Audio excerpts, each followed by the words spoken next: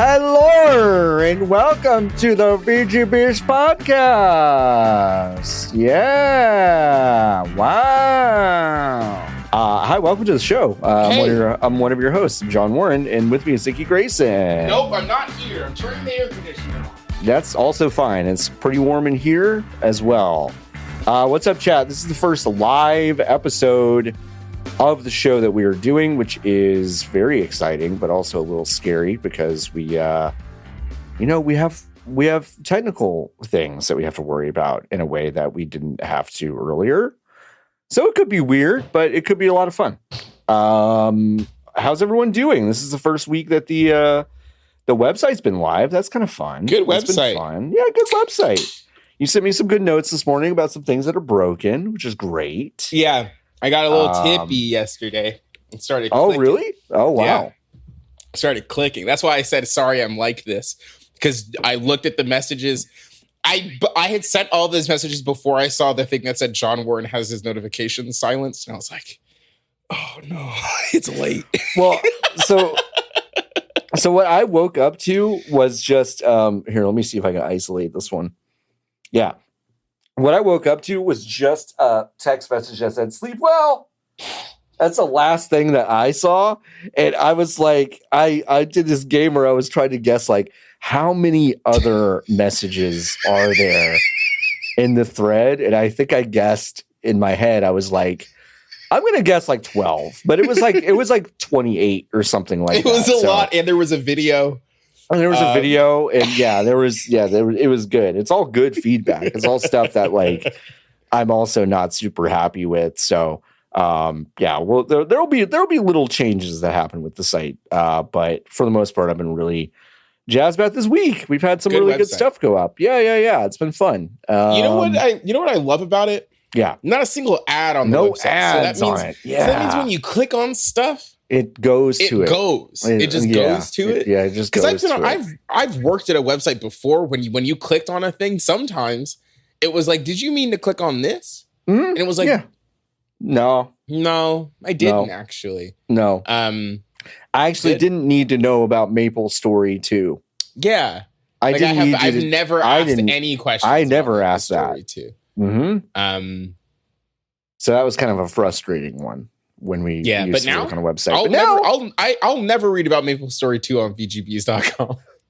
You probably never will. I mean, unless like, Is that a promise? Promise right now.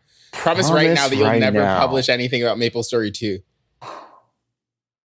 But what if someone like puts in an Easter egg that's like, oh, if you get to the final level with these certain parameters, you just get to watch like someone laying an egg, like a human, like a real person egg. laying a human egg. Yeah. Then I guess we would probably have we'd probably need to publish something about it. Yeah. I don't know. Okay, that's fair. But I think that's the only caveat is like if there's something really like creepy or weird about the game. Lays an egg, unless a human lays an egg, I think we're probably safe. How's your week been? Long. Yeah. Long. I didn't know what day it was when I woke up today.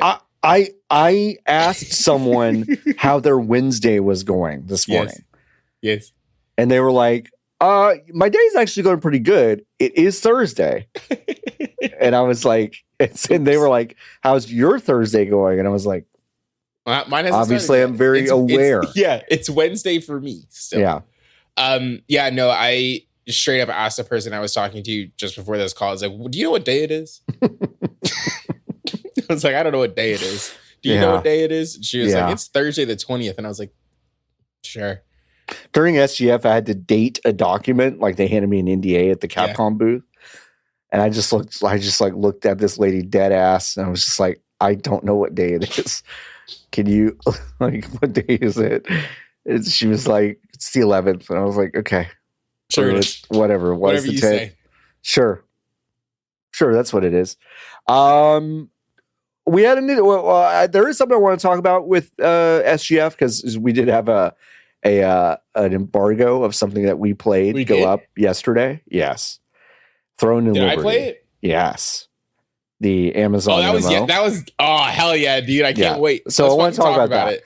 But I want to start with something that is, I mean, I think very obviously the top story, which is, I think Legend of Zelda Echoes of Wisdom. I think that was a really big reveal on this week's Nintendo Direct. It seems like a good video game. I like that they've... What did you think about the Nintendo Direct generally? Oh, I thought it was a good Direct. If you ignore all 8 of the games that looked the exact same in the middle of it. Right. So all like in the kind of the mid role-playing games that Nintendo likes to show kind of in the middle of their presentations. That's stuff when like you that. get to go pee. Yeah. That's the pee break. Yeah. That's the match. That's the match after the one that you were most looking forward to. That's in the middle of the card. Yes. And then like you can get up and piss after that. You can go pee and then before the main event. Yeah. Mm-hmm. But the thing that's so fucked about that is that those games will sell 800,000 copies each, probably. Yeah. Like easy. So the world needs them. Good for them. I feel like the world needs them. That's what makes a video game system, honestly, is those games. Yeah. That's what video games are. That's some pervert. That's some Michael Hyam's favorite game. Why you gotta do Hyam like that? Listen, true, if you like normal games, I wouldn't talk about them like that. I know. It's true. It's true. Yeah, this game looks sick. I do love that. A lot of things, right? I love that they are going back to the Link's Awakening tilt shift zone. They very clearly were like, well, we spent a lot of fucking money on this engine, I think maybe. So we'll just make another one in here. That's huge. Yeah.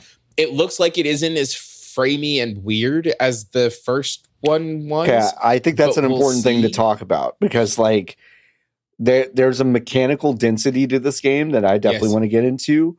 And if they could not get the frame rate right on a game that was from literally 30 years ago, mechanically, then why are we confident that this is going to be what are we doing? In better shape? I guess I'm not. Okay. But I will say there was a crispness, I think. Yeah. To the Link's Awakening remake that this does not have. I also noticed this with Metroid Prime. Right. The game looked fuzzy. Sure. Game looked fuzzy, but also something that I noticed. I don't know if you noticed this, Sean. Yeah. The resolution on this video is 1080-60. Yeah. And it's also 1080-60 on the Metroid Prime video, which is weird. Yep. Because the Switch can't do 1080-60. No. So do you think that this is perhaps a subtle nod that these things will be available on Switch 2 and also with a higher frame rate, resolution? Mayhaps. Okay. So I don't know. But I do, just to go back to what I was saying, I like that they've, I guess, gotten to a situation where they're like, well, Zelda now is one where you can do whatever the fuck you want. Like for so long, we're like, damn, it sucks that you can only do 2 things in Zelda. And then they were like, okay, fine, watch this. Now you can have your own guys. You can put rock down anytime. Put rock down. You can put bed down. You can climb with beds. You can put you can conjure a bed whenever you want and presumably sleep and heal whenever you want, which is very interesting. Maybe not when enemies are around or something, but like, so for those who might have missed it, Legend of Zelda Echoes of Wisdom, you will play as Zelda for really the first time in what is a mainline, quote unquote mainline. It's really hard to tell what that is at this point, but let's call it. Well, here are the mainline Zelda games. Zelda 2 for the CDI. Yep. Link's Crossbow Training. Yep. Mario Kart 8 Deluxe. Cadence of Hyrule. Yes, that's a critical one. And I think Soul Calibur 2 for GameCube. Soul Calibur 2, and then Super Smash Bros. Ultimate. And I think those are the mainline Zelda games. Those are the main lines. So I think this is one of them, I think. Yeah. No, but I mean, as far as the mainline Zelda goes, and I think we can call it that, because all the stuff is there, right? Like there's a logo. It looks like the logo. They're presenting it like it's a mainline Zelda game. So it's the first one of those. Zelda Man say that the game was coming out. They had the Zelda. Yeah, Onuma was there. Yes. At the direct to say, hey, this is something that we're doing. No, we don't need to see a Tears of the Kingdom trailer. Haven't finished that game. Okay. Yeah. I should. It's a big game. Yeah. It's a really big game. So I think Onuma was there. So you get to play as Zelda. Link goes into the dark dimension. You don't follow him. When we saw that trailer, I thought that's what we were gonna. I swear to God, I thought we were gonna go down with him to be like, oh, well, we're in the dark world. We have to get back to the light world, and that's it. And I obviously playing as Zelda is very cool. You don't get just a sword and shit with her. You get a rod that basically allows you to make a copy of an object in the world and conjure copies of that essentially whenever you want to. It doesn't look like there's like a limit on that. Nah, there probably is. There probably There's is a limit similar to like when you try to build stuff. Something in Tears of the Kingdom. Tears of the Kingdom. Yeah, it's probably like proximity, how many things you can kind of have. But it is immediately, it looks like this tilt shifted 2D Zelda game. Like it's got the same kind of trappings that the Link's Awakening remaster had. So it kind of lulls you into the sense of like, oh, we're going back to traditional Zelda. But of course, if you think about, and I'll go back for those watching in the video form. Well, actually, no, they're about to show it. When you start to think about it and start to think about the ways that the ecosystem is presented, this is a linearity crushing mechanic. Yeah, like, there's no. Don't think that this will be a straightforward go to the dungeon, do the thing. No. It seems very much like a Breath of the Wild, Tears of the Kingdom like in terms of being able to do what you want essentially when you want to. And I think that's very exciting. Like I was saying, like if the lesson that they learned from Breath of the Wild is people like it when you don't tell them what order to do stuff in, then I think that was the correct lesson to learn. So if the thing that you're working from a design perspective on is how do we create mechanics to break linearity? Yeah. That it's like such a different design process. Yeah. Than how do you come up with a different way to give Link a hook shot? Right. Yep. And like, I never would have thought about this. Like, what if Zelda was doing fucking prop hunt all of the time? Is a crazy idea. It's a crazy idea. But like, it looks like it's gonna work. So that's why they're Nintendo, and I'm not.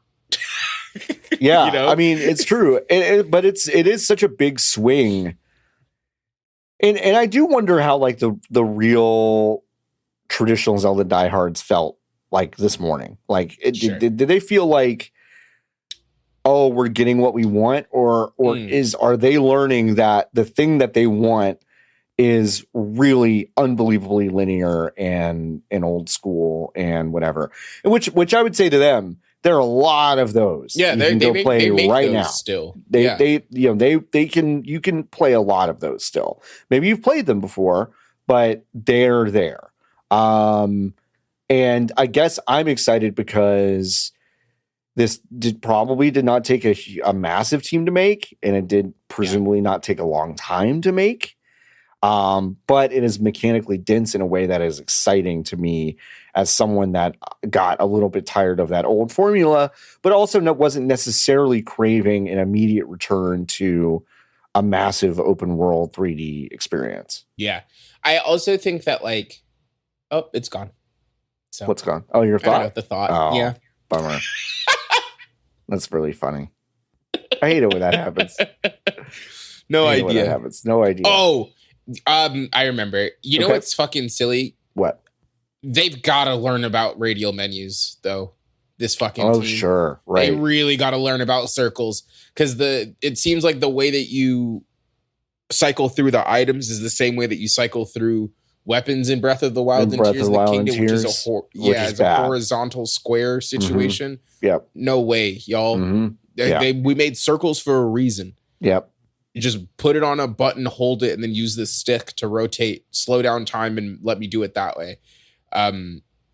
It's so funny that they crafted a physics system that allows you to construct things that work so flawlessly with that environment, but also, I guess, just failed the entire UX team. Of they couldn't do it. I don't know how to do any of this stuff really. So you need rectangles? Is that what you want? Yeah, just rectangles and scrolling. That's all. That's all we want to do. That's the fucking move. Can you do me a favor, John? Yeah, I'm what's watching up? This video more closely. Yes. Can you go to the beginning of the video, or show me the logo of it, of the game? Okay. Okay. There we go. Interesting. Okay. Yeah. So. So the Legend of Zelda: Echoes of Wisdom, it's got the little rod on the right side. But the rod's got a thing at the tip. Now go look at the rod in any of the other times where she's using it. Where she's using it? Okay.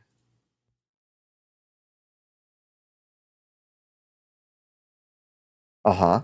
Empty. So what do you think is happening there? Think?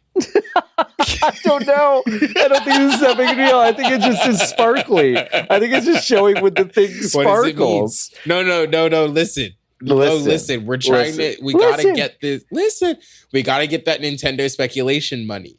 What does it mean? Okay. You know? Yeah, you were closer to Grub, so you know how this works. Yeah. What could it mean? Could it mean Metroid Prime 5 is coming? Oh, that's I'm just asking questions. You're just asking questions. Well, I don't know. It probably doesn't mean anything. It probably is just a sparkle from it turning on. Yeah. Probably nothing goes in it. I want to talk about the order of the show in a little while, but let's start with the thing that was that opened the show, which is Mario and Luigi Brothership. Stupid name for a video game. Pretty stupid video game name. But so Alpha Dream is the studio that did all of these before. They closed down. Yes. Nintendo closed them down, and so they don't exist anymore. So this is just one of those nebulous Nintendo joints that is getting. We won't know until someone does an investigative report. Until Reb Valentine basically gets into the bones of the actual team, and they admit who works on them. But this is a brand new one of these, and I really like these games, Niki. I don't know about you. I also like these ones. Okay. They're my second favorite Mario RPG format. Ooh, is your favorite Paper Mario? Yeah. Interesting. But I think I like Paper Mario Thousand Year Door so much that it outweighs the cumulative weight of that series. Mm-hmm. And I really like Mario and Luigi, those games. Superstar Saga is a freaking banger. Bowser's Inside Story, also a banger. But I think about Paper Mario Thousand Year Door so much more on these. And then I think that's RPG so fast. Okay, that's fair. I think RPG suffers from being a Nintendo Super Nintendo game. I think that's a tough one for brand new people to go to. Yeah. I think if you're nostalgic for it, it's pretty easy, but I get why people bounce off of it. I think Thousand Year Door and even the original Paper Mario are both classics. I think that series fell the fuck off, frankly. Super Paper Mario is all right. I think it's okay. That's the one everyone's like, yeah, but that one's good. I was like, I think that one's okay. Yeah. But I think everything else after is not my favorite. So to me, I thought Brothership looked great. I really like these Mario and Luigi games because they're consistent. They don't try to do something drastically new every time, which is honestly, I think a cool thing that the Paper Mario crew does. They change it up every time. I just don't think it is. It just doesn't work for me. I guess I'm very boring in that way, but but this one's fun. If you've never played one of these, it is single player. I had some people in the chat who had presumably never played one of these and thought it was a co-op game. You're forgiven if you believe that, because it does look like one of those. but it's not. You're basically just using the A button and B button to control each brother independently in various ways. So it's very, very, very fun in that way. Keeps your mind going. Battle system kind of works the same way. It's very fun. It's the writing in these is great.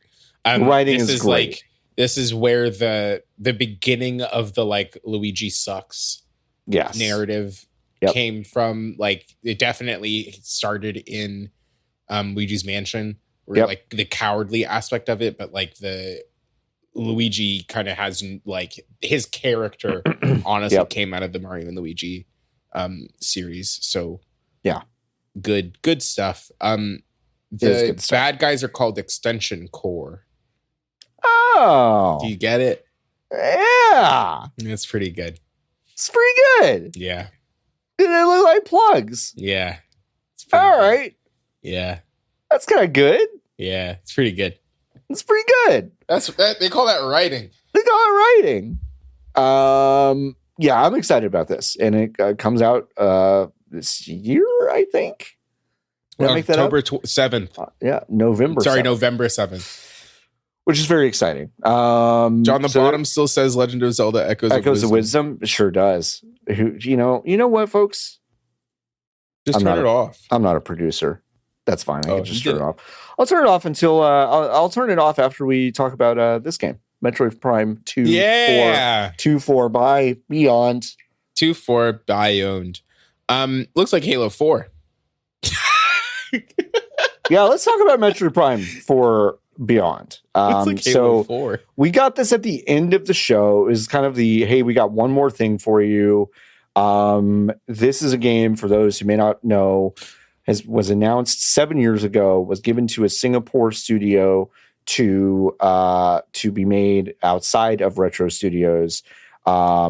And they fucked it up so bad that Nintendo took it away from them. So crazy. And Can you imagine that call? I can't. I go on any and I think that's part of the story, right? Is like Retro is so good. They did such a good job with 1, 2, and 3. And I getting the call that we're taking it away from you and giving it to this other studio, and then years later, them coming back and saying like, "Hey, by the way, this one was our bad. Yeah, we fucked up. We fucked up. Do you want to just do it?" And so they took it on, 5 years ago at this point, and it comes out next year, and this is what we got. It looks like nothing. I was very negative on this. Yeah. And I felt crazy. But I feel like if you're going to do an end of the show reveal, yes, you gotta have shit. You gotta have some stuff. It needed to be one of like 4 different things. I think it's very funny because of the way that Metroid works, which is that like nobody gives a shit about Metroid, but they keep making them because enough people give a shit about Metroid that they keep making them. And then every time they make one, it is very good and people like it. Right. But because of the way that Metroid Prime is built, the bad guy in this game is from the DS game, Metroid Prime Hunters, which is like, that's funny. Like that's so really funny. Like this is the swan song for this system, and the bad guy in it comes from the DS game that spin-off game that nobody played. Yep. That's really funny. It needed to either look unbelievable, which it doesn't. It needed to give me story, which it doesn't. Not. It needed to give me something that looked like mechanically interesting. Right.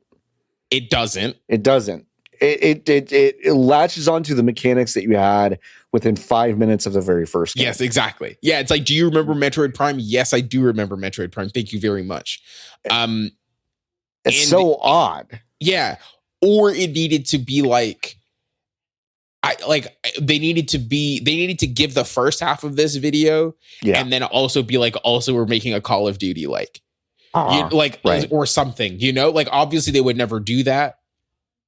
But like there needed to be something. And I think it just didn't have the juice. Like, I'm excited for this game. Like, I think I like Metroid Prime, but like, I didn't really have the juice to be like, this is all you have, kind of is how I felt. If this game is supposed to be coming out next year, this is what you have to show me. It feels crazy. I guess what this felt like to me is that they needed to show us some sort of proof of life that this game was still happening. Yes. But to me, if you're going to do a proof of life trailer like this, like here's my honest take. I don't know if this is actually you controlling anything. Look at the way this corner's turned, and then that goes in the scan. I don't mean to be conspiratorial. There's something about this that feels off to me. And you don't think it's just like so specifically tuned, like they've really got that. They're playing on mouse and keyboard in the the dev. That's what that movement looked like to me. That's what that movement does look like. That they're not playing on a controller, they're not playing it on the Switch, they're playing it with mouse and keyboard. So in that regard, console. my point stands. This is a manufactured kind of experience, right? So like I think it is. I thought this trailer was incredibly strange. If you're going to end the show with it, it needs to be more. You hit on the three things that I think like it would have needed to justify this placement and this kind of announcement timber of like it needs to have something mechanical attached to it. Like 2 and 3 had mechanics that they really, really, really wanted you to focus on when they introduced the game. To me, I would have done this at the beginning of the show. Yes. Proof of life and say like and just commit to I know this is not them. I know this is kind of goofy too, but I would say, all right, here's proof of life. We'll see you at the Game Awards in December. Exactly. For a 5 minute with a 5 minute like playthrough with mechanics and all of this stuff. They did that with Breath of the Wild. Remember? Yeah, they did. Yeah, they did.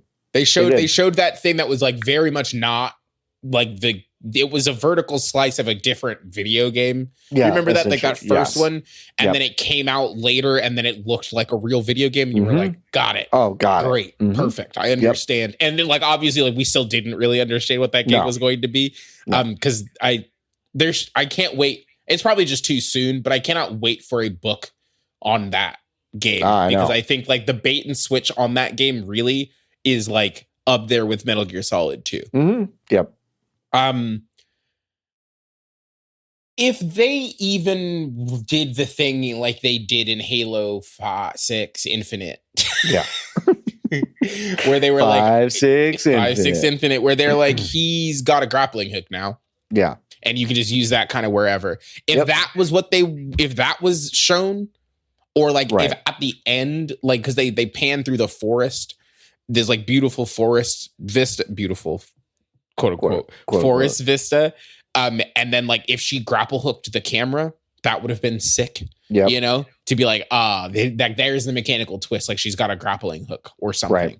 Yep. I would feel differently. Yeah. But yeah, like okay, looks like a Metroid Prime game. It looks like a Metroid Prime game, and like the other part of it that and this is a little bit silly and maybe a little bit too much to ask, and I accept that, but like with this next step, with the gap of time that we've had between Prime 3 and this game, which is a long fucking time, I'm almost like, you know, when does a 3D Metroid kind of take a step into more of an immersive sim territory mechanically? Oh, that would be great. In terms of you being able to get these abilities and then craft the way you infiltrate a space or get around it or whatever. And so the gatekeeping comes more or less from combining all these different elements in a way that feels good to you instead of something that is just super one-to-one. Do you have this? Okay, now you can go here. Like it's a formula that, like, you know, obviously this game franchise coined in a lot of ways, made popular, but it's almost unbelievable that Nintendo has not tried to evolve that style with this and say we're more than this. And then maybe beyond, is implying something like that. Something else. But mechanically, we did not get that from this trailer. Yeah, it's a bizarre trailer to like when it was like, I don't know. I think like planning these shows is, and we've had this conversation a million times. Mm-hmm. Like the job of planning these showcases must be impossible. So hard.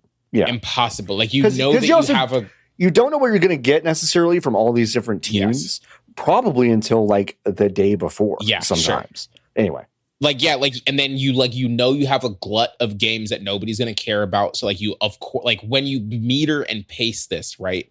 Yes. Like you have to check some boxes, and then you get a little wiggle room on the top and the bottom. Right. Like you were saying, I think staking your claim on this being the proof of life is like, I would have honestly have been better if they didn't show this during this, and then maybe like in August, out of the blue, put this out. Right. Yep. Or like, here's 3 minutes of Metroid Prime 4. Yeah. No header, no, like nothing on it. No just lead up. 3 minutes of Metroid Prime 4. It's not going to be an IMSIM until what year is it? 2024, 2036. Yeah. Metroid Prime 7 might be good. But like, I guess then my question is like, why? Like, why? What is it about this series that completely fair? What's the point? Like, what, you know, like, if we're not taking any steps forward, like we did with Zelda, and frankly, like we did with Mario. I mean, Mario Galaxy was a weird step, and then Odyssey, honestly, very low key, a very kind of strange step in a direction that was mechanically dense. It's not just about getting around and doing stuff in Yahoos, but it's Odyssey is also such a weird step that they have been unable to follow it up. You know, like uncomfortable enough to like not be like, we will simply make another one of these, which they could have. I mean, like, could have easily. I fully expected them to go the direction of Galaxy 2. Yes. It's like they've laid the foundation. They didn't show us the entire world map, so there are a lot of other kingdoms that we could uncover, and there's like maybe another. You know, it's like obviously we can go in a million different directions with that, but also revisiting some of those places. And wow, how have they changed? And here's some new mechanics and a bunch of new things that you can collect and things you can inhabit. And it's like I fully expected us to get that, and we haven't. So yeah, there is something there too. Presumably, we're waiting until Switch 2. This is underway. Yeah. But it's like, but we have no idea what that's going to look like. The scuttlebutt was that the reason that they pushed the console is because they want the launch lineup to be on par with the launch lineup for the original Switch, which fair, understandable. This feels like we have spent so much. We, Nintendo, where I now work, we have spent so much and your uncle. money. Yes, me and my uncle have spent so much money already on the video game Metroid Prime 4. When we greenlit it, the people in charge were different. I don't know if that's true even, but like our approach was different. We were trying to fight a little bit of a different battle when we greenlit this game 30 years ago. Yeah. And now it's like, really, we got to get this shit out so we don't have to look at it anymore. Right. And like, we'll try again. But like, also like, from that perspective, you can't really do a formula change if the game was so busted that you had to take it away from somebody and give it back, you know? Like that, like at a certain point, you kind of have to go back to the well and be like, okay, well, what if we just made a Metroid Prime game? Yep. Yeah. You know? Yeah. I mean, it makes sense. I also wonder, because we got the 1 remaster. People have been asking about 2 and 3. Yeah. I wonder if they've been slow to give us 2 and 3 because they know that 4 is going to be very mechanically similar to these other games. And I think that is unbelievably fair for similar reasons why there is not I assume why there may not be a freaking Twilight Princess and Wind Waker remake, right? Yep. Like those games are not what Zelda is anymore. Right. So like to put those games out again, probably from like a marketing perspective, feels crazy. How do you sell these 2 games where it's like, okay, what? And like, I know they fixed Wind Waker. and it's less of this, but had like 15 hours of that video game was you sail across the ocean digging up shit. Digging up little stuff. It was awful. It was not good. Right. And it's like, there's less of that in the remake. Right. But like, how do you sell that game when next to it, also literally on the shelf, you have a video game where you can do anything, build anything, right. You know? Yeah. Like, it seems incongruent. Yeah.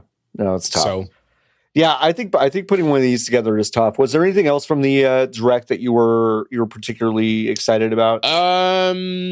I'm curious about what that Genius Sonority game is. Dan Live. What's it called? The new Denpa Man RPG free. Denpa Man RPG 3, yeah. Uh-huh. Yeah, you know, the new Denpa Men RPG free.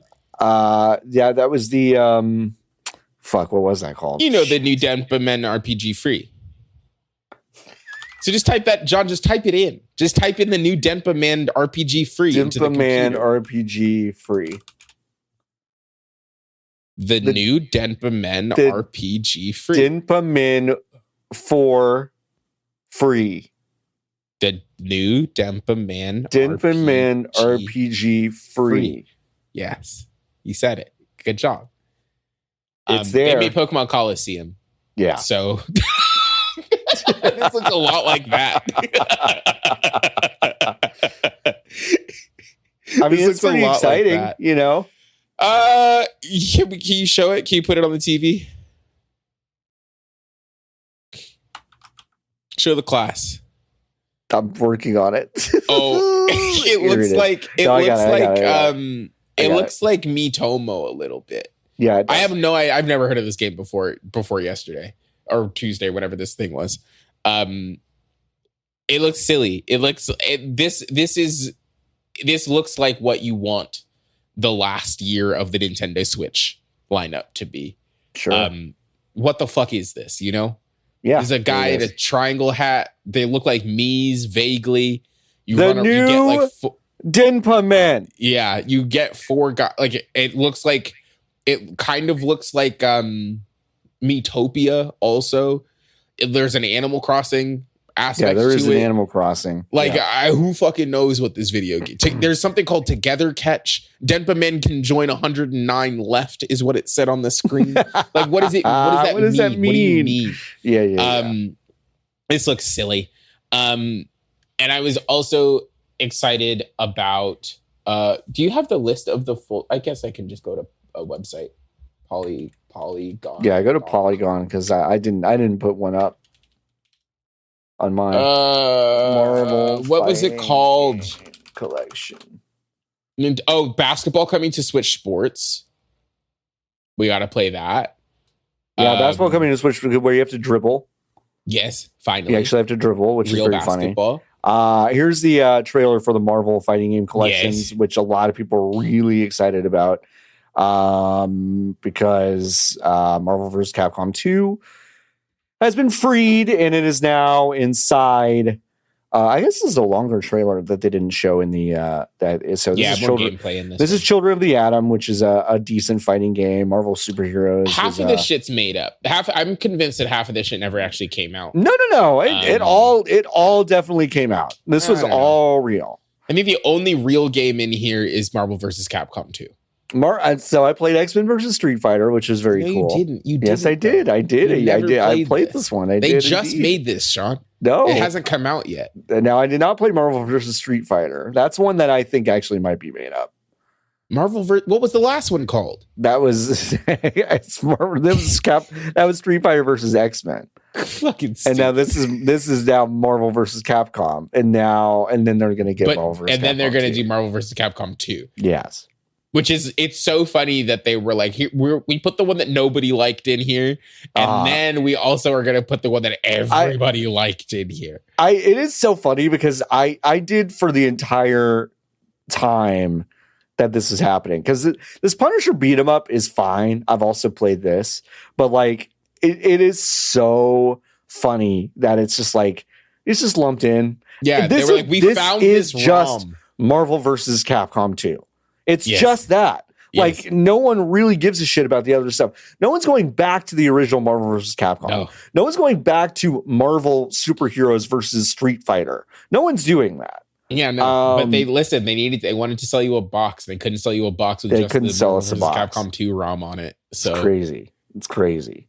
It's 6 ROMs instead. $10 a ROM. $10 a ROM. Save and load as you please. That's wow. That's cool. Finally, an emulator. That's my favorite. That's my favorite part about a lot of the Nintendo stuff, especially, is they're like, yeah, you can have all these save states, and we're gonna act like we invented those.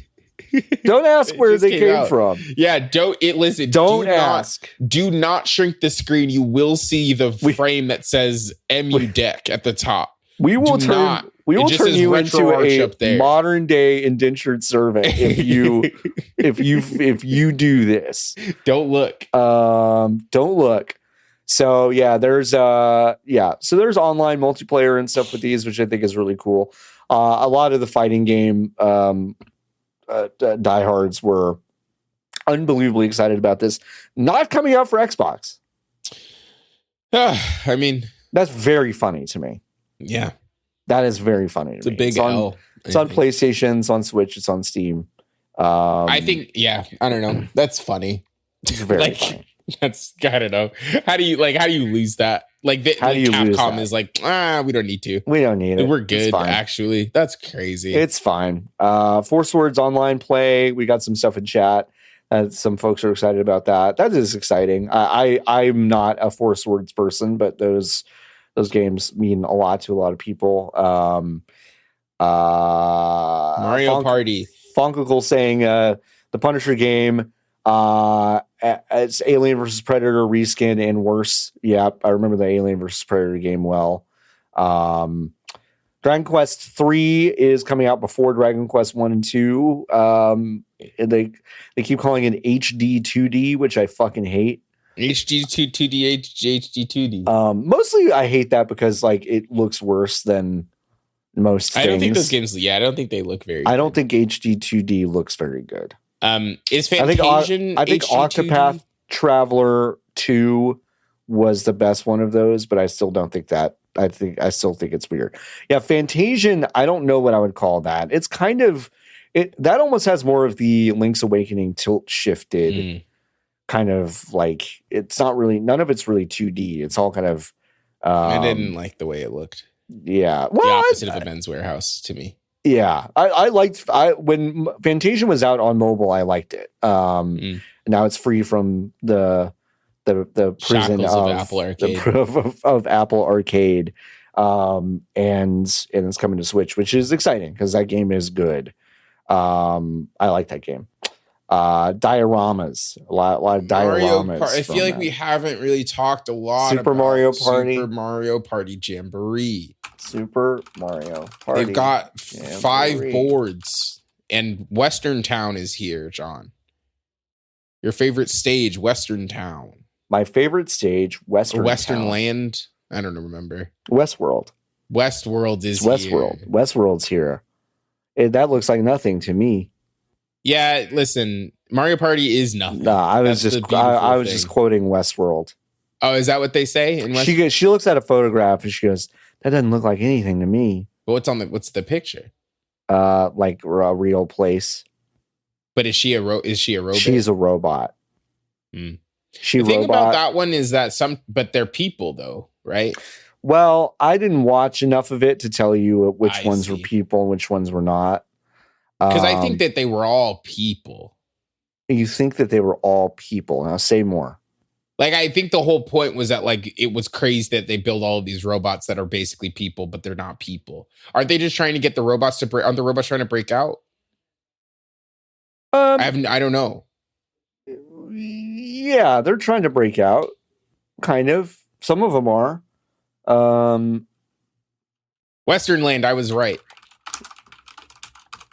Are you Googling, are they trying to break out the robots? No, I'm just saying we're talking about Westworld. Oh, we're talking about Westworld. I listened to a podcast about Westworld, but never watched it. Did you really? Yes, that's how I consumed that program. What? I listened to an episode by episode recap show of for Westworld season 1. Why? I don't know. This is kind of one of those times. Yeah, it was 2016. Okay, for real though, this Mario Party game looks pretty good. Yeah, I mean, it looks like a competently made. It looks like a robust one of these. Yes. I think I have questions about what Nintendo thinks Mario Party means now. Because Super Mario Party, is this a mainline Mario Party?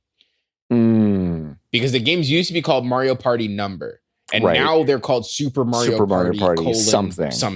Mm-hmm. So what does that mean? Right. I think this is just the new. I think it's just Mario Party now. I think it's just Mario Party now. Yeah. Probably because they didn't want to put 16 on a box eventually. Probably not. Fair. Which is they're fair. like, this is not Final Fantasy. Like the next Mario Kart game they're gonna do, it's not gonna be called Mario Kart 9. No, it's gonna unless they can do something weird with the 9. Because the 8, it's an 8. It's an infinity. Because it's infinity. Yeah. Because it's the last one they'll ever make. Maybe. God, how sick would it be if they announced the Switch 2 and they were like, Mario Kart 8 Deluxe is on here? I mean, I wouldn't, it's like if they made it look a little bit better, they've somehow made it run better. I don't know. Ray tracing, 120 frames. Yeah, volumetric God rays. I don't know. It's possible. They could do it. These Mario Party games, like I feel like I always have fun if I am at, let's say, a workplace that you and I both used to work at, and someone's like, let's play Mario Party, and I'll play like 1 or 2 rounds of this, and I'm like, this is great. And then I leave, and I don't think about it. You don't think about it. I don't think about it at all. Yeah. And I don't know if that's because I just don't like playing games with friends most of the time, or I don't know what that is. So the truth come out. I mean, I don't, honestly. Like I want to try to get better at that. I mean, I think playing like Apex and Fortnite and some other stuff with some friends, yourself included, like is really fun. Like I have a really good time doing that. But like I don't then crave to necessarily take that beyond for sure that game or those games. I don't know. Mario Party is only fun when you have 4 people in a room to I don't like the idea of playing Mario Party online in any sort of way is poison to me. Like you need to be able you have to be in a room playing. You have to be in the room together, and critically you all need to be able to look at each other and be like, I think we're done with this. Yeah, yes. And I think that's so important. Agreed. To like the act of playing Mario Party, unless you're a child. Like if you're a child, whatever, who gives a shit? Like you could do whatever you want. But like if you're an adult and you're playing these games, like it is so important to be able to be like, I think we're good. We're just gonna say that you won. And we're all gonna go now. Yeah. I think that'd be great. And I mean, I also think it's important to like be in the same room with people who, when they're divvying up all the coins and the stars at the end and everyone is like really, really angry, being able to look your friends in the eye when that's happening. And say, this is your fault. This is your fault. To kill them. This is actually proof that God prefers me to you. Exactly. Then that's why it's valuable. That's why it's valuable. Yeah, for sure. You buying this Switch Lite, John? I know you were recently talking. You sent me a text. Let me look at it. And the text says, I wish I had 45 Switch Lites. So are you excited about this Hyrule Edition Switch Lite?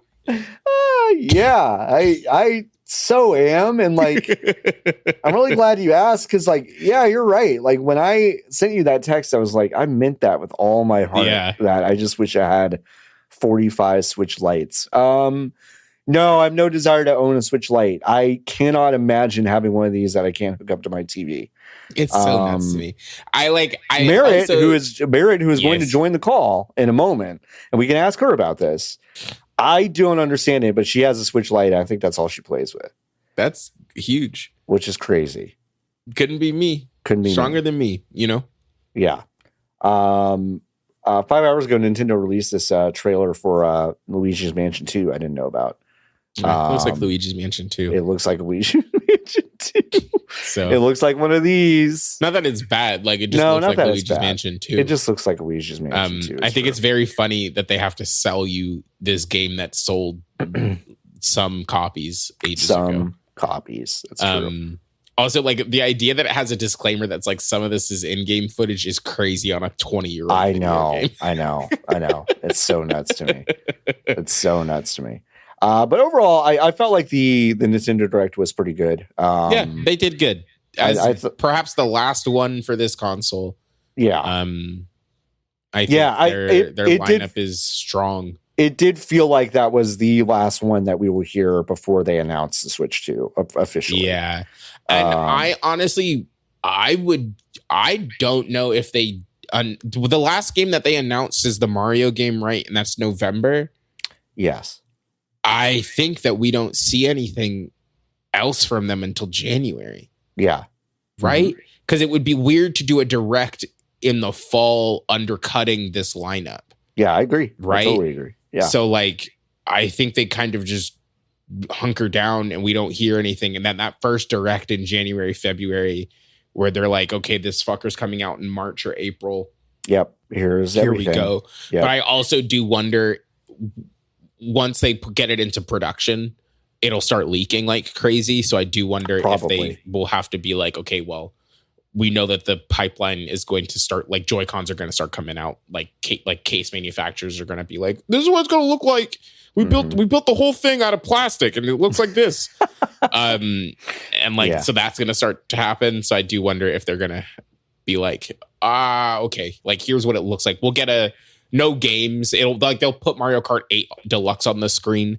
Yeah. There will be no games, but we'll get like another rooftop party-esque trailer. Yeah. At the James Awards. We'll get a rooftop view at the James Awards. Yeah. I think you're right.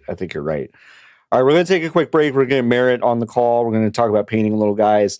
Niki, you and I get to explain what Throne and Liberty is to Merritt as I can't wait. Captive. All right, we'll be right back, and then we'll get Merritt on the call. Now, find a new rival. I want to welcome to the show one of my very favorite people. Of course, you can find her on a Patreon, patreon.com/Merritt K. Where you can find her great writing, and that's a good thing to go do right now. Merritt K. Hey. Hi. Hey, sorry, I'm a disembodied voice, but I'm on Elon Musk's Starlink right now. Right. Oh, for sure. Which is wild, you know. Yeah. So yeah, we just don't know how good those pipes are going to be. And it's a good thing that you're not going up into space on his rockets as well. Yeah, that is good. Let's not rule it out, right? Let's not rule it out. Now, right, who is this? Who is this that's entered the frame? Oh, that's a new guy. This is Cookie. Cookie? That's Cookie. Wait, sorry, Niki, is there a new guy? There's my roommate's got a dog. This is Cookie. Wow. And the chat is saying Barley got jacked. Remember Barley? This is what Barley looks like now. Barley got jacked and addicted to tanning beds. That's what it looks like. Barley started taking that weird supplement that bodybuilders take. Yeah. Yep. She wandered in here. Like, what's happening? Hey, she's pretty cute. Hey, it's been a while. Yeah, it's been a while. A million years. Yeah. I know. I'm excited. How's the Nintendo show? Nintendo show was good. We were talking about you can play as Zelda now. Yeah, Merritt. I saw that. Did you know that? I saw. Isn't that wild? I am so checked out of that whole world right now. But I did see people are posting online like you can be a Zelda. I'm like, well, look, you could always be Zelda in EDI game. Exactly. That's so when true. we were listing the mainline Zelda games, we were like, it's the one on the CDI. Mm-hmm. It's Link's Crossbow Training. Mm-hmm. This one. It's Soul Calibur 2 on Calibur 2. And then Super Smash Bros. Ultimate. Oh, yeah. Necrodancer. Crypto Necrodancer. Yes, that was on the list. Cadence of Hyrule. So that's what we've got. You can put you can learn table, Yeah. And then put table anywhere. Put table anywhere. You can build bridge out of table. You can build bridge out of bed. Sleep anywhere. It's going to like fully break linearity of how those games usually go. Looks cool. Which is very interesting. Cool. Now, we were talking about, and the three of us were together when we checked out Link's Awakening remaster. Where was that? Was that at E3? That was E3. Yes. That was E3 19. That's right. Yeah. And I think even then we noticed that the frame rate was odd. It was not perfect. And then it shipped with a bad performance. It did. So we were talking about how, like, with a mechanic that is super dense and involves the conjuration of other physical objects in the world, we're like, how is that going to get better? But two things are presumably happening there. One, I think they've had more time with the hardware, but two, and this is kind of where Niki and I are in agreement. I think this may be on Switch 2 simultaneously, so they might have shown it on a more a beefier hardware. So, but it looks cool. Nice. Play as Zelda. Yeah. Also, I just realized that that field, the headline field under if you're watching the video for this, there's a headline field under your name, and the like placeholder thing was like founder of Creativity Inc. And I was like, oh, okay, this is like a weird I'm just going to do a joke on it. So I have inventor of third coffee because I'm having a third coffee right now. That's great. It makes a lot more sense to actually have a useful piece of information like your social media handle. I mean, this is good because I think it's fine. I think it's good. Yeah, I'm learning a lot. So, like with the third coffee, what do you tell us about that? What is the innovation? With this third coffee? I find I don't feel anxious enough after the two, and you do have to get up pretty early to pack in that third coffee. I feel like if you're spacing them out, but I got up at 9:30 today, which is pretty good for me lately. And so I whipped out a third coffee about 15 minutes ago, and I'm gonna have a real interesting afternoon. Yeah. Well, so tell us, like, are you raising seed money for this, or did you already close a round? Or? I'm going to the Sharks. Okay. All right. That's huge. That's huge. Daryl and Mark, I think, is one. Yes, Mark is one of them. Mark is crucially Cuban? one of them. Yeah, that's one of them. Yep. I always used to get Mark Cuban confused with the other guy, the podcaster, Mark Maron. Mark Maron. Wow. What Mark the Maron fuck with Mark Cuban? Basketball is very funny. Yeah. Totally. Yeah. We're very excited. I think it's a real innovation in this space, and that's huge. Thank you for your service. Yeah. Thank you so much. When's your TEDx talk? Oh my God. TEDx is so depressing.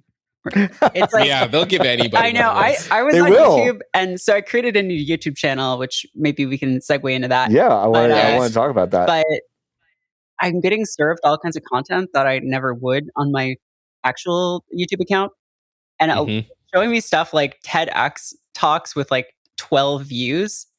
Yes. And I'm like, what the fuck is this? Like TEDx, like just some guy's house. TEDx. Yes. Like it's bizarre. Like I don't know. TEDx like an online college. Yes. TEDx like, DeVry. It's crazy. Yeah, TEDx DeVry would hit so hard. It's great. It's like they just licensed out the name and now they're doing this. But I'm on YouTube. I really feel like now, it's such a good time to get on YouTube, and that platform is so great for creators. And you can really monetize it really effectively if you have over 4,000 hours viewed within a year. So that's, which is easy to get. It's pretty easy. I'm at 30, easy. I think, right now. Halfway there, Merritt. Halfway there. Journey of 1,000 steps. Journey of 4,000 hours starts with 30. Is that what Malcolm Gladwell's book is about?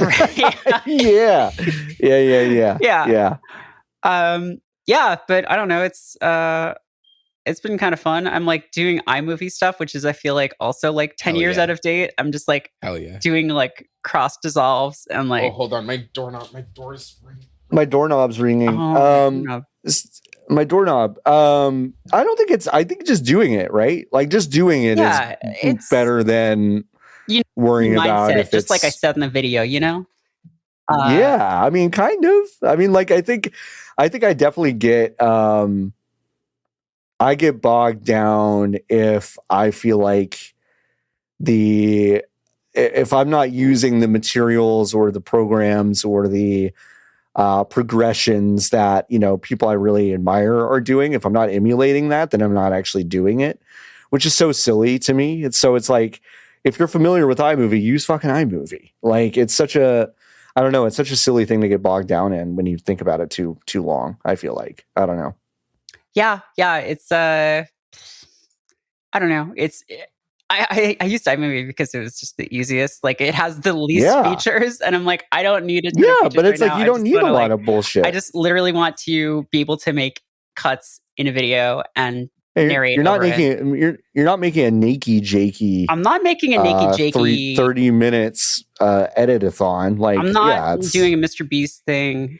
Who are other YouTubers we can name? Oh my God, Merritt! If you pivoted to Mr. people? Beast, yeah, trapping people in prison, leaving 95-year-old person in a plastic people in jail. box. Yeah, I think that would be effective. People would like that probably. What was the permit that you think he had to get for that video? Oh, wow. I would have put a 98-year-old woman in a box. I think he's probably generating so much revenue for whatever state he's he's probably incorporated in a state where he doesn't pay taxes. Yeah, so probably. Never mind. Probably Delaware. Yeah. Yep. Yeah. Mr. Beast LLC, Feastables. Beast LLC, LLC. Delaware, Feastables. I got served like a full, I guess it was a full TikTok ad of him trying to go through whatever's in the Mr. Beast box. Oh, boy. The Beastables box. No, is it like a mystery subscription box? It chilled me to the bone that I skipped That's it, so I didn't find out what was in it. But that's so scary. The Beastables box. When did you get into the painting the little guys? Because I feel like I remember when this happened, but it kind of snuck up on me. I think we all remember where we were when this happened. You know, like 9/11. Yes. Yeah, sure. It was a little over a year ago. Matt Lauer talking about it on the news. She's picked up the paint. You know, it was one of those things. Good morning. It was about a year ago, a little over a year ago. And I'm trying to think what the impetus was. I think it was I had stopped playing Destiny, and I was like, okay, I have room in my life for something on the same sort of level as this, because I can't pile on more than one of these things at once. Is that what people call hyperfixations? I don't know. Yes. Yeah, I guess so. But I had like stopped playing Destiny. I had like cooled off playing games because I wasn't doing them for work anymore. Mm-hmm. Yeah. And I was like, you know what? I don't know. I was looking at the Warhammer site because I was into this stuff when I was a kid. My friends and I played sometimes, and I always did like the painting and stuff more than some of my friends who were just into actually playing the games. And I saw that they had brought back these characters who were so like famously removed from the game that the term for removing something from the game is named after them. Hell yeah. They're just like space dwarves, and they were called squats in Warhammer to distinguish them just from space dwarves. And so the term for when they remove something now is called squatting. And they brought them back. Yeah. They brought them back like a couple of years ago. And I was like, all right, you know what? Sure, I'll paint up some of these little bastards. And the tech has like advanced so much since I did this like 20 years ago, just both in terms of like the paints and stuff that are available and also the resources. So it's like a totally different experience now, for better or worse. Like in this video, I kind of talk about it, but it's nice because there's all of this stuff out there and there's so much information. Anything you want to learn how to do is freely available, but also going online, you can just see like an infinite number of people who are like, yeah, I just like painted this up real quick. And it's like, oh, wow. Okay. Yeah. I'll never be able to do that. That's great. Sure. That's cool. I love that. Yeah. What do you do with these guys? Where do they go? Yeah, Where well, do they live right that now? is a problem for me right now because Okay. because I like actually painting guys, but I don't necessarily like having them around. So I'm Sure. trying to figure that out, and I might just end up trying to sell things, which is something that Sure. some people do. Yeah.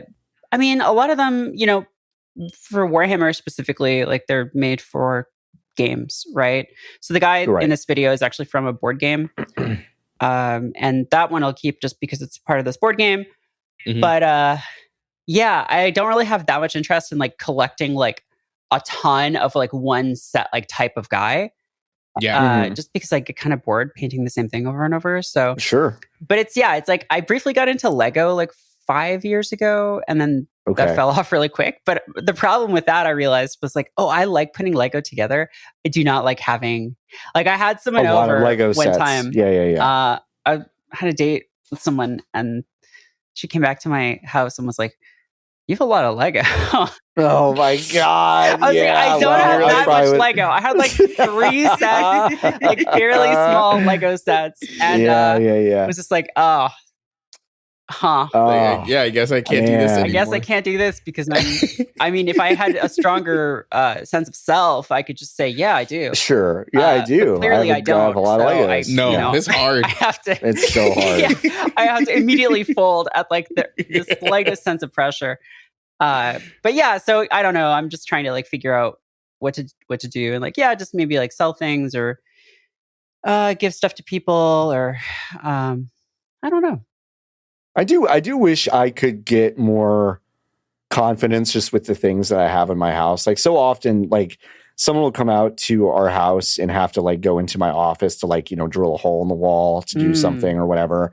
And then like, invariably it's some, middle-aged dude that'll walk into my office and he sees like, 4 monitors, 4 game systems, 1 million controllers, a desktop, a bunch of shit and lights. He's like, pretty cool setup, man. And I'm just like, well, I'm going to get rid of all of it tomorrow. So, this is actually for work that I'm doing. I don't know what that is. I don't know what it is about me. That's just like, I can't deal with being perceived, even if it's just stuff that's like, yeah, this is just kind of my life, but it's like, it's so like that for me. I don't know.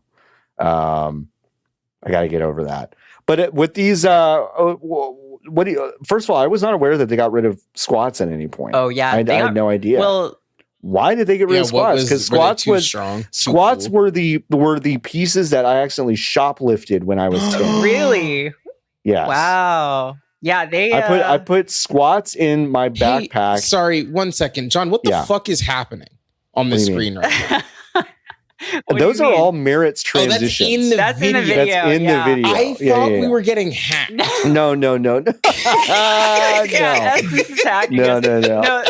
I was making a I'm ordering a bodysuit right now. I was making a point in the video about just like when you go to a site and they show you like because if you're buying miniatures, all the images are like, here's our professional painters who spent literally a week painting this. Right. And so you should buy this because we're selling you that kind of fantasy that it'll look like that. And I was making the point that like when you buy clothing, you're also buying clothing that is like in that it was an image from the Essence sale of like, yeah, the model wearing this, I forget if it was like a Yoji or a Rick piece or something, but is 6 feet tall and wears like a size 40. Like, right, exactly. Okay. Yeah. It's like, oh, great. That's cool. awesome. I'll just have my body be that. Yeah, that'll certainly look right on me. Right. Yeah.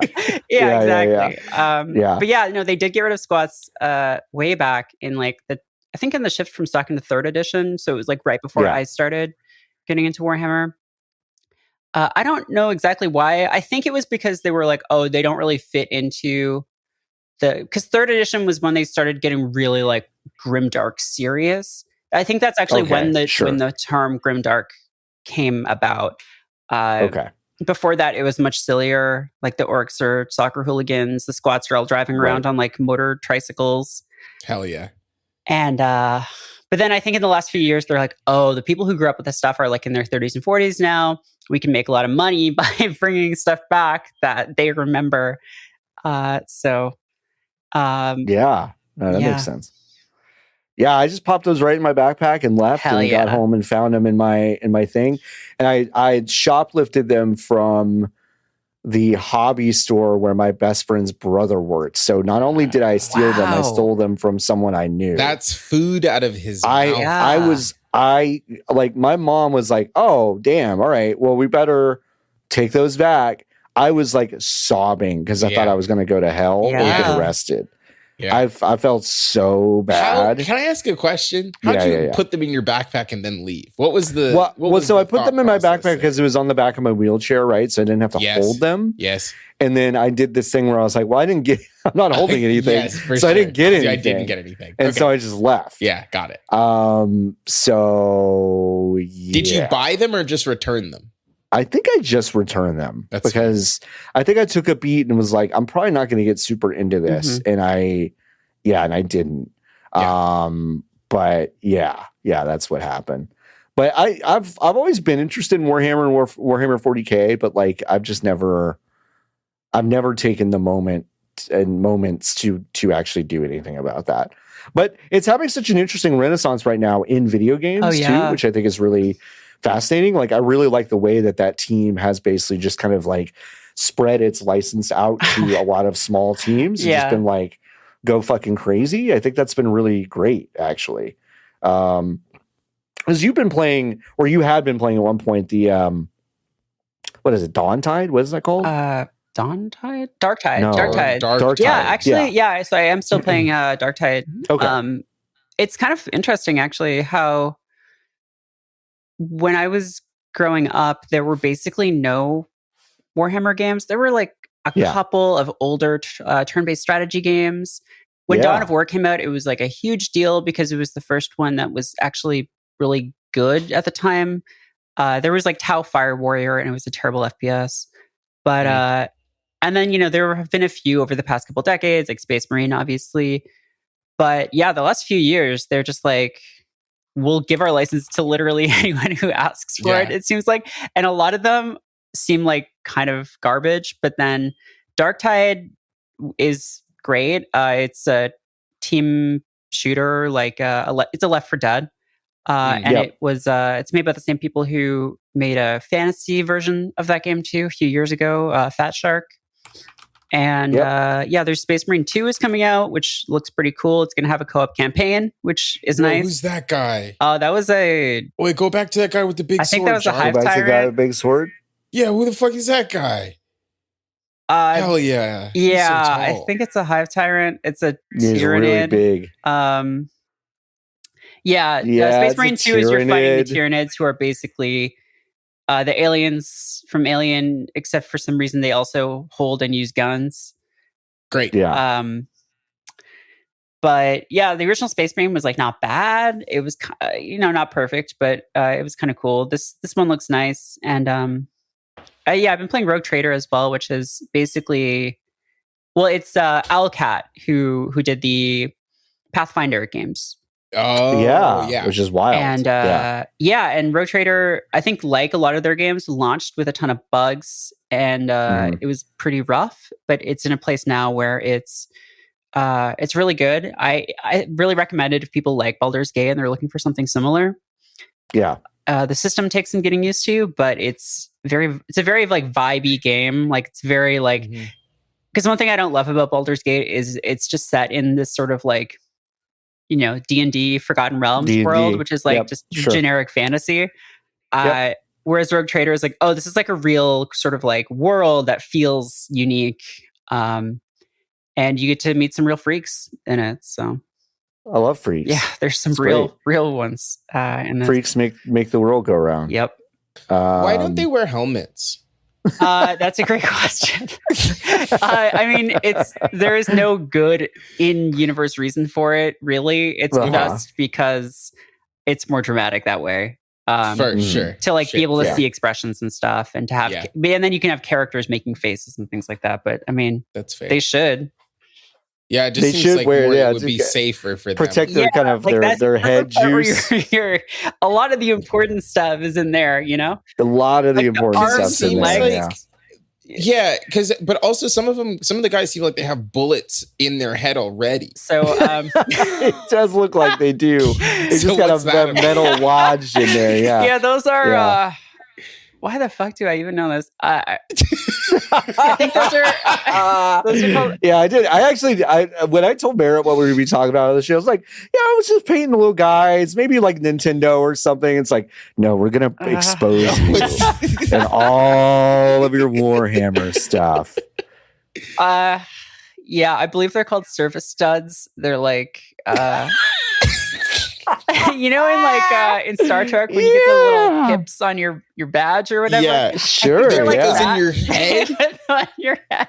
Wow. Crazy. That's crazy. I don't know why. That doesn't feel right. Yeah, who knows? All right, Yeah, I mean, and they don't Damn. have balls? Question mark. I actually Huh? do not know. Okay, I don't think they do sex.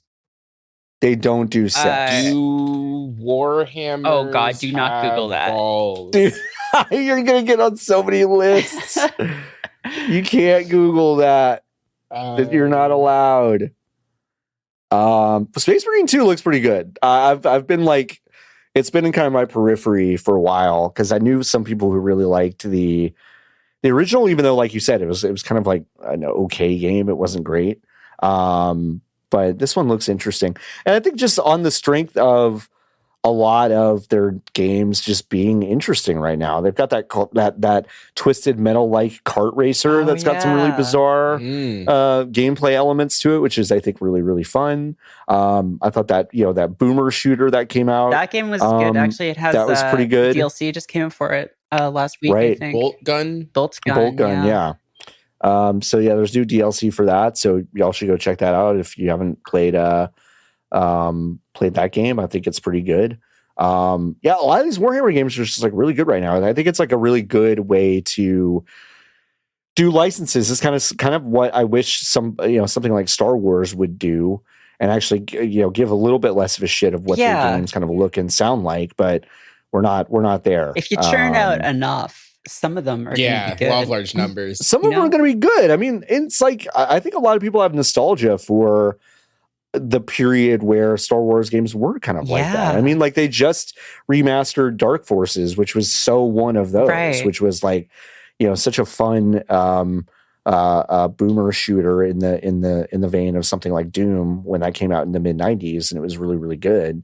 And yeah, I don't know. I just wish like, yeah, Marvel and Star Wars, all these things, like if we're going to get a ton of saturation, I just wish they would like let a lot of indies fuck around with it. Yeah. Is kind of what the move it seems feels weird like. that they don't, but yeah, I don't know. Well, they like to control things very closely, so I guess that's a small most business. They want to really keep their stuff close to the What chest. do you think we could talk to John Drake about just changing that whole philosophy? I'll call him right hit now. him up. Okay. I'll hit up. Why does this look like? Sorry, the logo treatment looks like the game is called Space M Arena. Yeah, it does. It's not great. Space Marine. Also, it's interesting that it's called Space Marine 2. First of all, because Space Marine is possibly the worst title for any video game ever. It's just like the most generic sounding thing. But also, since that game came out, they have moved away from using more generic sounding terms because they are obsessed with copyrighting all of their names for things. So, so the Space Marines now, I mean, people still call them that, but they're technically known as the Adeptus Astartes. See, but that's stupid. It is stupid. You understand that. Of You course understand why it's not called Adeptus Astartes. It's just like a nonsense. You can't go into a GameStop and go, yeah, let me get that new Adeptus Astartes game. Let me get that. There's another force called the Adeptus Custodes, who are like the guards of the Emperor of Mankind, right? But because it's like fake made up Latin, a lot of it people don't necessarily know how to pronounce it, right? So I was watching a YouTube video the other day, and some guy was like, all right, so I'm going to show you how to paint the Adeptus Custodes. And I just pictured just like a frog, just like swearing his little head off. Adeptus Custodes. Custodes. That's really good. I changed my mind. They should put that on the box. They should put that on the box for sure. Make you say that in the GameStop. Oh, it's not the Imperial Guard anymore. It's the Astra Militarum. Actually, the funniest one of these is they stopped using the term Eldar because it's, I think, technically owned by the Tolkien estate. It's what he called the elves. So they're the Eldari, but it seems the same to me. It's pretty close, but it's close. The evil ones are who used to be called the Dark Eldar are now called I was going to say, are they called the Dark Eldar? Great. No, they're called the Drukhari now. Oh, the Drukhari? Yes. Oh my Literally, God. Incredible. I think whenever they kill anyone, they go, Cleveland rocks. Yeah, they're Drukhari. Come on down. Come on down. No, I mean, literally their whole thing. I mean, honestly, they're pretty close because I think probably a lot of their society also revolves around watching like enormous, like drawn out artistic performances in like an immersive sound environment while they're like, I understand the universe now. If this is what it's like to have a vagina, then yes. They're on that shit. They're very much on that they love perverse fish. Hellraiser shit. They love fish so much. They do. Oh my God. That's good. That is good. Well, That's congrats really to Drew Carey for branching out. Congrats good to for Drew him. Carey. Good for him. Paying a bunch of people's salaries while they're off the strike and honestly, and all that stand-up stuff. guy. Stand-up guy. Even though famously he sat down. Most famously, make you think. What's that about? What do you mean? On, when he was on Whose Line, he sat down. Oh, he was sitting. So you're just talking about the period where on one show he was sitting down, as opposed to the other thing he's been on for 15 years straight now that he's been standing up. Yeah, where he stands up the whole time. Right. Did y'all see the guy that won the Showcase Showdown by getting it within $1? No, that's crazy. I saw the one where the guy hit $1 twice on the wheel. Whoa, that's crazy. Because when you hit $1, you get a free spin. Right. Wow. And then he hit $1 again. It was crazy. Wow. That's crazy. That probably is better than a handful of drugs. Oh, hitting $1 twice on the wheel. On the wheel. Like stone cold sober. Because it's 10 a.m. and you're by the Grove. And it is in the coldest studio fucking freezing imaginable. It probably hits like nothing else. It's probably pretty amazing. And then you have to then you get taken into a dark room where a CVS employee tells you have to give a third of it away. Yeah. Yep. To Uncle Sam. Uncle so Sam. True. Thanks, government. Yep. Just like when my wife was on Let's Make a Deal, and then I've told that story before. You have. Yeah, it's my great. Wife is you on, gotta tell it. My wife is on Let's Make a Deal. I mean, she has a name.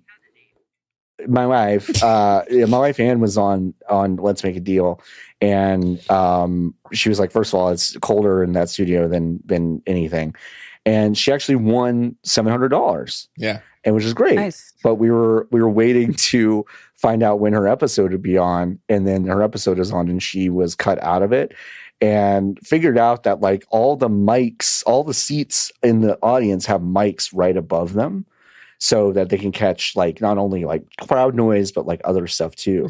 And like when she sat down from winning the thing, she looked at her friend and she just kept saying stuff like, I think Wayne Brady is better than this show.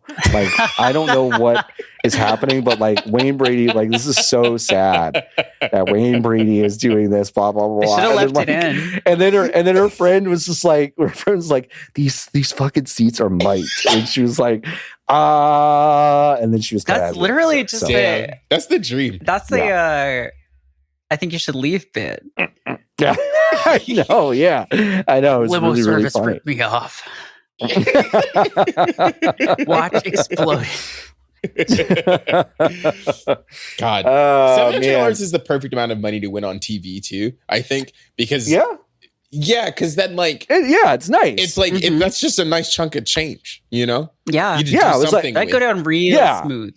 You know, you're not worried about like it's not a big enough amount of money that you're like, okay, I gotta squirrel this away. You have to think about what I'm going to spend this on necessarily.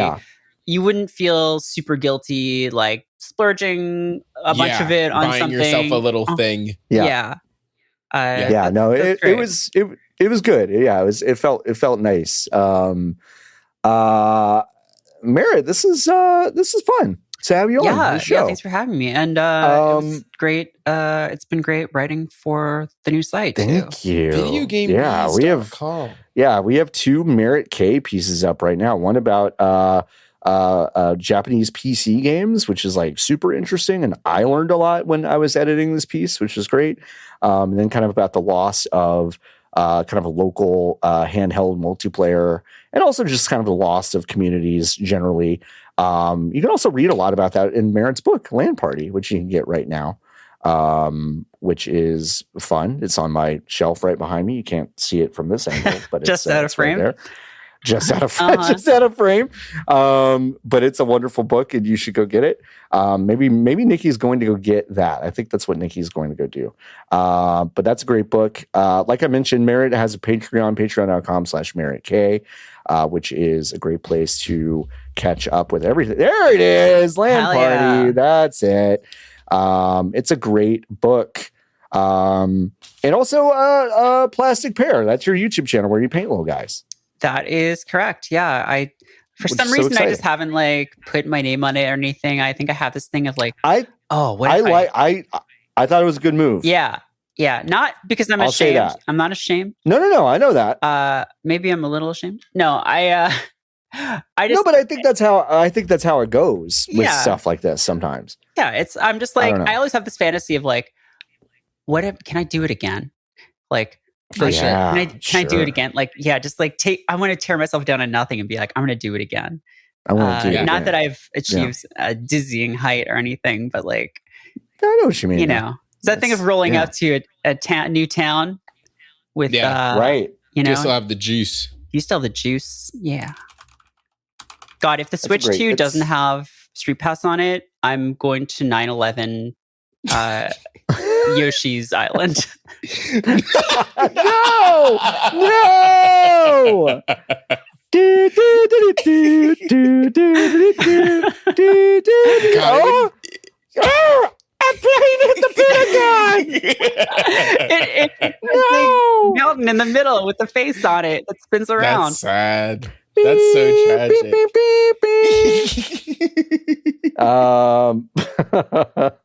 Do you think do you remember the concert that happened right after 9/11 that was on TV? No. Do you think if Kendrick Lamar had been the one that was getting mad at Osama bin Laden, we would have done the Iraq War? No. I don't think I think we would have been satisfied. I think we would have been satisfied. As a nation, I think we would have been satisfied. Or I think it would have been over. Yeah, and we would have been like, okay, well, we got his ass. Yeah.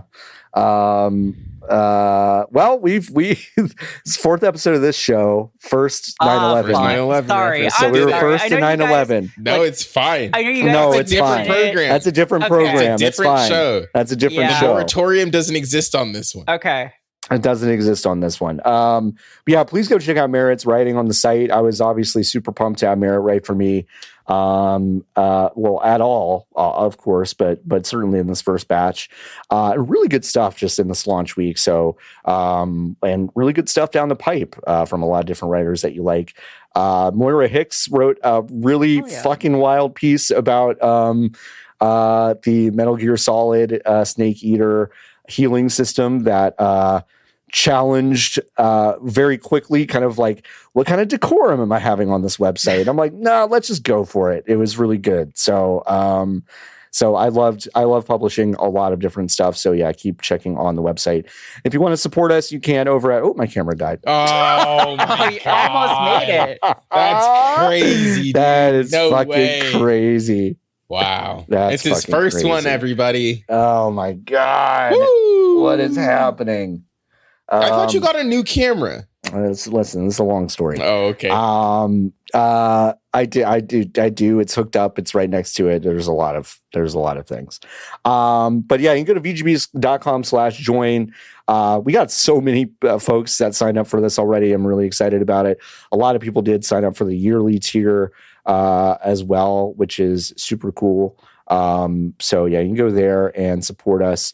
You get a lot of cool stuff by supporting us. You get bonus episodes of this. Now that we've kind of zoomed past this entire thing without talking about Throne and Liberty, I'm announcing to Niki right now that will be a bonus episode that you and I will record at some point. What are you doing right now? I'm going on aftermath.site to be on their show. Fuck me then. So maybe I don't know. No. We'll never talk about it. We'll figure it out when. I was really excited to talk about this game. I mean, I actually am kind of excited to talk for like 15 minutes about what a weird experience that was. But we'll figure that out, and then that'll go up as a bonus. So if you want to listen to that, you can listen to that as a bonus. There is a bonus right now where Niki and I basically just do therapy on each other for a while, which is also fun. So we're licensed now. We're licensed. Yeah. We're licensed. We both went to therapy school and became licensed. Wow, great work. We are licensed. Thanks. Like I just mentioned, if you are sticking around, if you're watching this live, I will be on Aftermath's stream right after this. So I'm going to be talking about probably a lot of the same stuff that we just talked about, but with a different group of people that I have less chemistry with. But I love them anyway. but it's gonna be different. But it's gonna be great. And I really like them. I've just never been on a podcast with them before, so it'll probably be a lot of fun. So check that out. Go just follow me right to Aftermath, and we'll talk about a lot of cool stuff there. If only there was some sort of system where you could kind of bring this audience over. It'd be neat if I had any of those tools at my disposal. Raid. I guess I could open my Twitch and do that. Because here's the thing. Is that at the top of the hour? That's at the top of the hour. Because, Merritt, do you want to hear about this video game? John, you need to get up and do something in the next 15 minutes because we have exactly 15 minutes. But I have to go into their green room and tell them what's going on. Man, I really was trying to get these folks that you really don't want to. You really wanted the Throne and Liberty discussion to be on this one. Hot goss, I guess you will have to wait. Yeah, you will have to wait. Bionic Andy Poo mentioning that we do have an idea for an ads page. Oh, yeah. Merritt knows this idea because I pitched it when we were still working at Fanbyte. Yep. Mm-hmm. But it's just vgbs.com/ads, and it's just all the ads are there. Yep. And you can click on them if you want to. Yeah. And it's the slowest webpage on the internet. And all it is, it's the most toxic. It's got every ad on Kotaku where when you scroll, the ad gets bigger before the content gets bigger. So you never actually get to the bottom of the page. There's pop-ups. Yeah. There's pop-unders under the pop-ups. That's what we want. That's what we want, everyone. We're going to record a bonus on this. It's going to be really great. On this Throne and Liberty thing. But yeah, I think we're going to do some sort of leaderboards for the ads thing. I think that's a great idea. Yeah. And just, I think whoever wins it gets the site, you know? Yeah, it's put like, it in your will. Mm-hmm. Yeah, it's kind of like the plot of Ready Player One, you know? Yeah. You know what I mean? What? Yeah. You know, the winner gets the whole thing. And then you turn the site off on Tuesdays. Mm-hmm. Yep. Just like they turn Ready Player One off on Tuesdays? I think it was Tuesdays, yeah. Yeah. So what are you supposed to do? So, you're supposed to go outside. You're supposed to and go I guess outside, fuck everyone who can only go on Tuesday, whose wife's husband or boyfriend only lets them go on my only Tuesday. days off is on Tuesday. Right. Wait, people have job. I thought their whole. I have no idea. I thought people's job was. No one's quite sure. Ready Player One. No one's quite sure. But the Iron Giant is there. Is that? Oh yeah. Iron Giant's there. Okay, Batman. That's huge. I think Lara Croft was there. And the Overwatch is there. Zangief. Okay, so that's good. That's all I guess I need.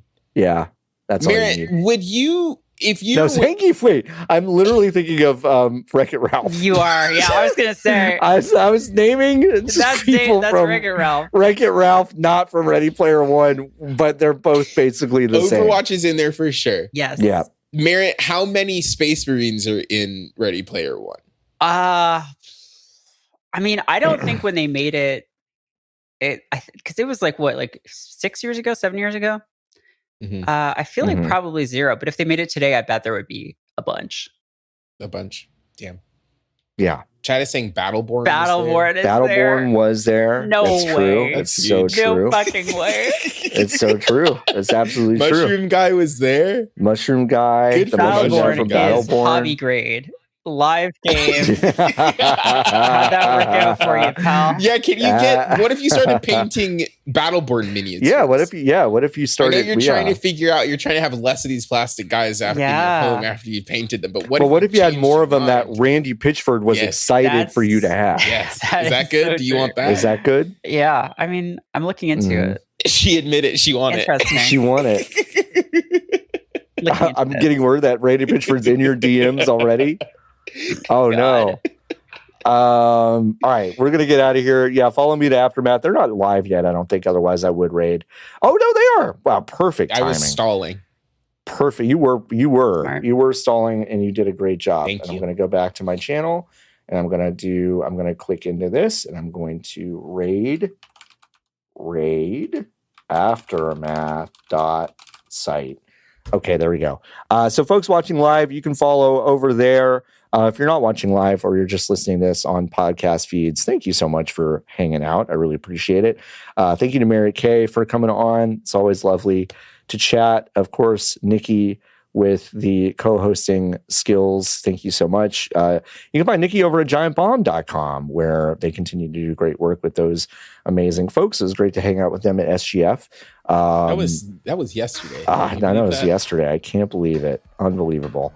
And I'm John Warren. You can find me at VGBs everywhere. And yeah, please come check out the site. It is live. It is so exciting and popping and great. There's so much good stuff there. All right, folks, until next week, keep on buzzing. See you later.